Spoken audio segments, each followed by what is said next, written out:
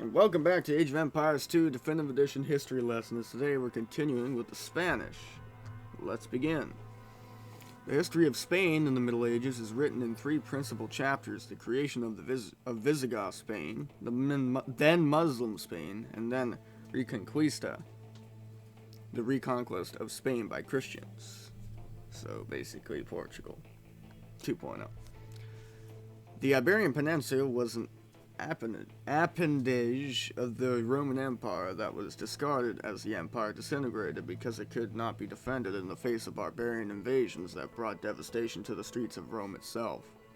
The peninsula was occupied in large part by one of the migrating barbarian groups, the Visigoths, who had come most recently from the southwestern plains of modern Russia, displaced by the Huns. The Visigoths became Christian and occupied the center of the peninsula for several centuries. When one of the Visigoth lords appealed to Muslims in North Africa in the 8th century for aid against the king, the door was opened for Muslim expansion across the Straits of Gibraltar.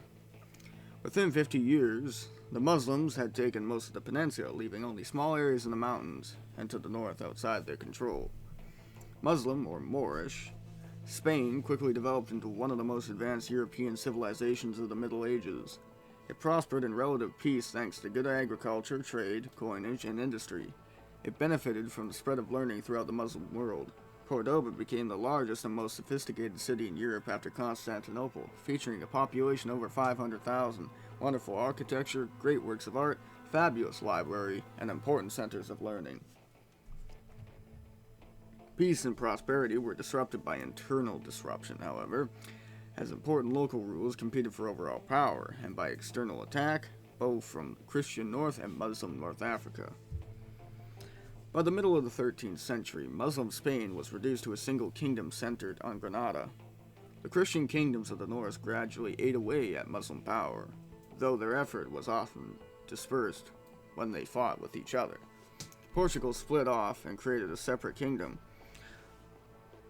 Muslim Granada survived for several centuries thanks to liberal tribute paid to the Christians and to its north, and to clever diplomacy that placed their enemies against each other. In 1469, however, Isabel I of Castile married Fernando II of Aragon, uniting the two competing Christian kingdoms and foreshadowing the end of Muslim Spain.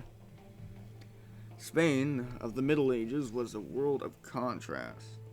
It featured the great advantages of multi-ethnic society, merging Latin, Jewish, Christian, Arab, and Muslim influences into its unique and rich culture. At the same time, however, many of these same cultures' forces clash violently. When two different cultures clash, the result is often grim.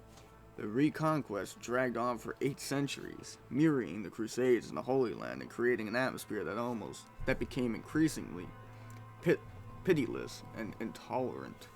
The Christian warriors who eventually expelled the Muslims earned a reputation for being among the best fighters in Europe.